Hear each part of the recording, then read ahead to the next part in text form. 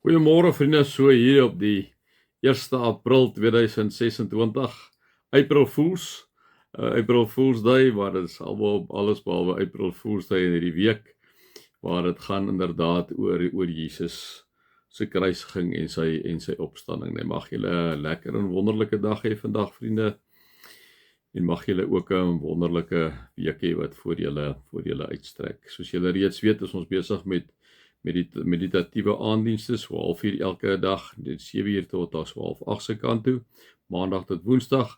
Donderdag het ons die tennebrei waar ons by mekaar kom, waar dit die tennebrei beteken verdonkering, waar ons die laaste momente van Jesus se lewe vasvang. Julle is welkom donderdag, dis ook omtrent 12:00 diens, waar ons in stilte inkom, is donker, en dis net 10 mense wat voorsit, wat die spesifieke gedeeltes lees. En dan natuurlik Vrydagoggend is die Goeie Vrydagdiens 9:00 die oggend, en dan ook Sondagoggend die opstandingsdiens, 'n wonderlike diens wat ons altyd het. Bring asseblief Sondag 'n blommetjie saam wat jy in die kruis kan sit. Ons trek hom gewoonlik so met gaasdraad om, sit jy jou blommetjie daar, want ons sê uit die kruis het jy daar hoop gekom, né? Uit die kruisiging van Christus het die opstanding gekom, en bring hy vir jou en vir my inderdaad 'n nuwe lewe. So 'n wonderlike week vir jou en vir my as kinders van die Here. As jy ergens 'n bietjie kamp hierdie naweek, asseblief moenie net braai en lekker chat nie, maar gesels oor die gebeure, praat 'n bietjie oor die kruisiging, vat jou Bybel saam, lees daai gedeeltes vir jou kinders, praat 'n bietjie oor wat dit beteken so 'n dag. As jy 'n kruis het by die huis, vat die kruis saam, vra vir die kinders om 'n doringkroon te maak, sit dit kap dit daar teen 'n boom op wanneer jy daar is, die kruis daar sit met die doringkroon. Gebruik nagmaal brood en wyn, gee vir jou kinders, gee vir julle as gesin die brood en die wyn. Doen dit goeie op Sondag, op die opstandingssondag, probeer met dagpreek as jy daar wees en die son opkom, lees hy stukkie waar hulle by die leë graf van Jesus aangekom het. Lees hy stukkie as julle nie so vinnig wil opstaan nie, wag totdat julle aan opgestaan het, maar lees daai stukkie, dat jou kinders eers inkom voordat hulle gaan speel, drink 'n koffietjie en lees daai stuk, dat julle in die gees van die naweek kan bly, al is julle op weg. Kom ons raak net so vir 'n wyle stil.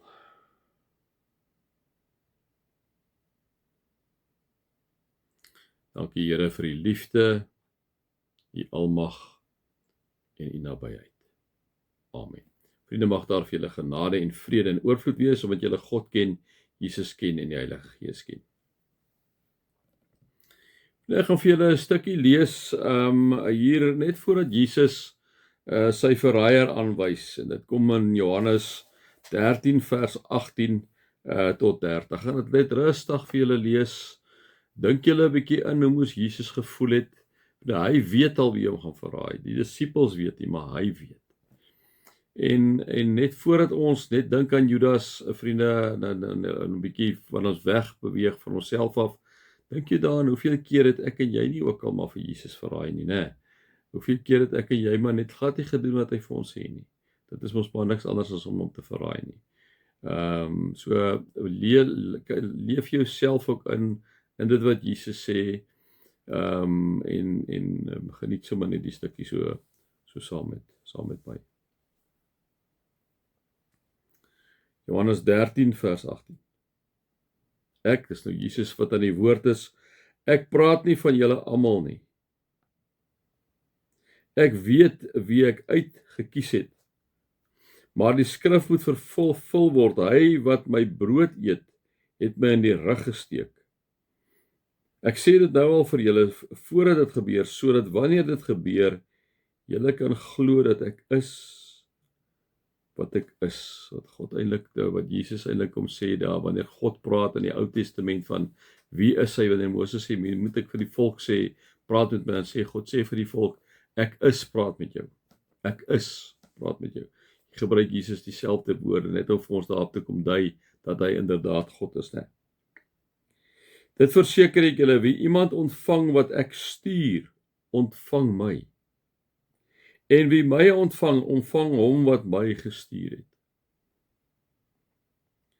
Na hierdie woorde het Jesus ewig ontsteld geword en openlik verklaar, dit verseker ek julle, een van julle sal my verraai.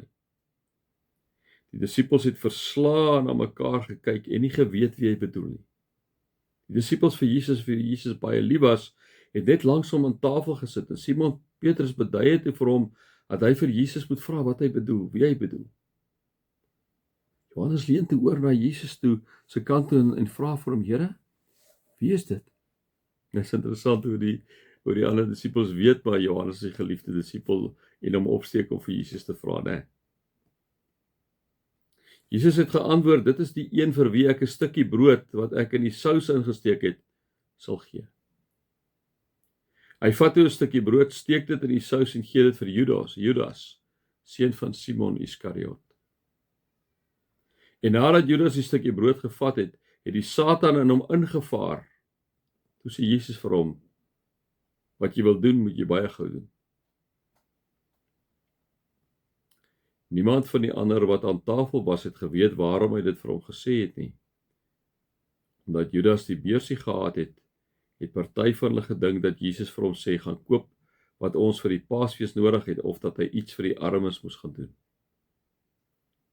Nadat Judas dan die stukkie brood gevat het, het hy dadelik uitgegaan.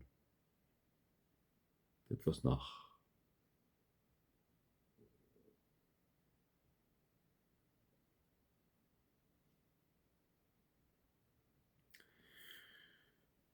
Kan julle vir 'n oomblik indink waar Jesus hier so saam met sy disippels sit, hoe dit vir hom moes voel,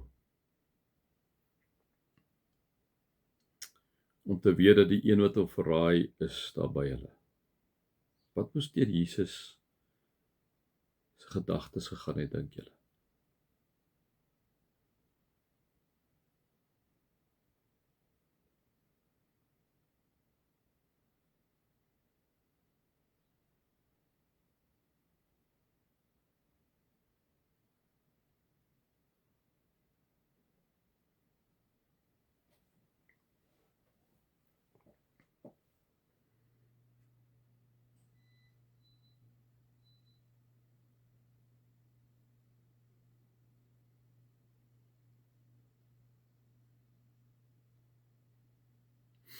Here, hoe baie keer is dit dat ons na Judas kyk en ons eintlik met veragting na hom kyk. Want hy het U verraai. Maar Here, hoeveel keer verraai ons nie vir U nie. Selfs Petrus het agtergekom wat hy verraai het, hy vir hom gesê het, voordat die haan 3 keer gaan kraai, sal jy my verloon het, 3 keer verloon het. So voordat die haan kraai, sal jy my 3 keer verloon het.